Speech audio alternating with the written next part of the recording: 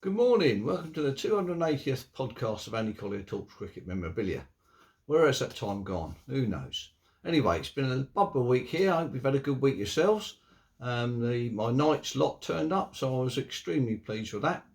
But anyway, before we do that, we'll start on some other bits that have arrived this week. And we've got a lovely Jack Hobbs there. Nice Jack Hobbs publicity card there.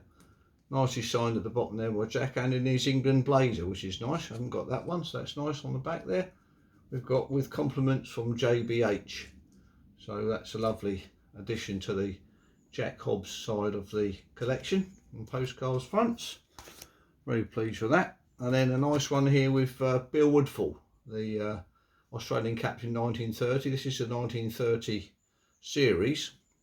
And on the back there it's posted to Master L Hall.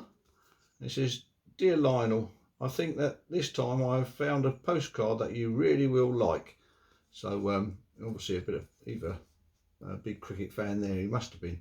So it's quite a nice card there. I think I've got half a dozen in that series so far, but it's nice to get the captain. That's nice there. So a couple of other bits have arrived, which are quite nice. This little candid photograph here of South Africa 1924 v the South down at Hastings. There's a lot of good players there. You've got Hobbs and Woolley in there, Strudwick, DJ Knight, obviously the South African touring team. Taken out of an album somewhere, so somebody's personal album. Nice little candid photograph there of 1924 South Africans at Hastings, so quite pleased to get that this week. And also thanks very much to Andy, who also sent over the Jack Hobbs card for his little gift there of the invitation, which is an invitation to the 1968 Horlicks Cricket Awards, the NCR Century Awards it's got on there, and it's signed by Eric Freeman there, who was on the 1968 tour, and it's inviting him to the presentation of their Cricket Awards in the Surrey Tavern, the Oval, SE11. Approximately 1 hour after the close of play in the last test.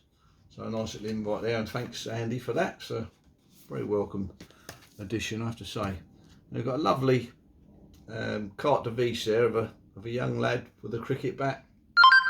What have we got? Photographer to the Queen, this is, and it's A&G Taylor. When you look on the back there, some great advertising for him on the back. He's got, I think, about 30 branches there, including one in Australia and America. So probably never know that little young lad is there, but he's probably about 10, I should think. But a typical sort of Victorian pose there, and a lovely CDV post 1880 with the round corners there, as you notice. Then we've got a lovely cabinet card. This one here, I'm pretty sure I recognise that blazer on there. This is Henry W. Salmon, the photographer, down at Winchester. This is 1893, this one. Lovely cabinet card there, with his bat, his pads, and his some lovely sausage gloves there, and a lovely boater there as well. So somewhere along the line I'm going to find out what that blazer is, and might be a Wycomist perhaps, with the Winchester photographer. So lovely cabinet card there, really pleased with those ones. So you got the difference there between a cabinet card and a carte de vis card. You can see the difference there, cabinet, carte de vis. So nice to get that. Another thing that turned up this week is a lovely Durham County Cricket Club for the second test against Bangladesh, 3rd to the 7th of June 2005, beg your pardon. The second end power test. Nice little, not a crystal one, but a nice little wine glass there. Probably enjoy a little glass of red at Christmas, perhaps. See that one.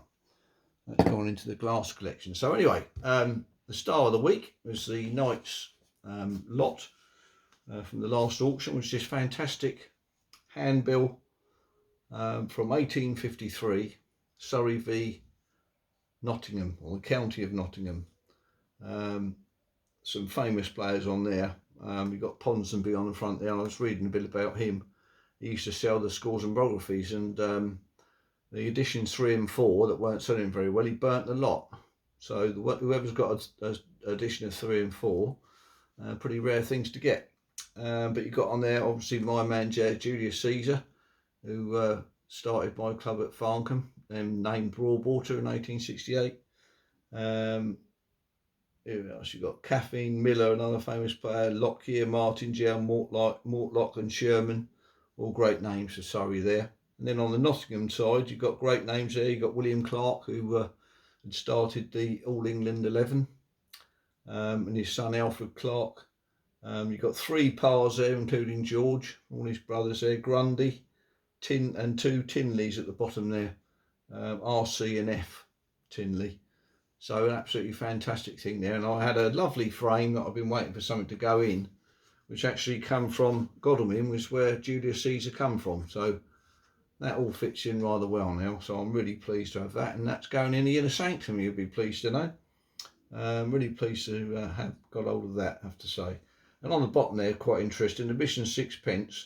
Monday, September the 19th and Tuesday, September the 20th is the 1 arms against the 1 legs. So that'd be quite an interesting match, that one.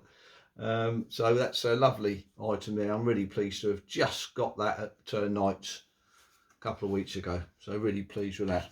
I was just staying on that Surrey theme in this lovely portfolio book here, Cricket Prints. I've actually got a print of Surrey in about 1846, something like that.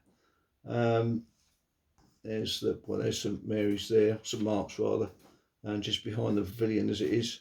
And there was, obviously, when they laid this, they brought 10,000 turfs in from Tooting Common, which is just up the road here now. So quite a nice image there of that. It might even be that game, you never know, but nice to see the image of that era. And that's in that lovely portfolio of Cricket Prints there. So nice one to get hold of. That generally pretty rare to get hold of in a full set. They're generally torn up and put in a frame, so nice to have a nice book like that.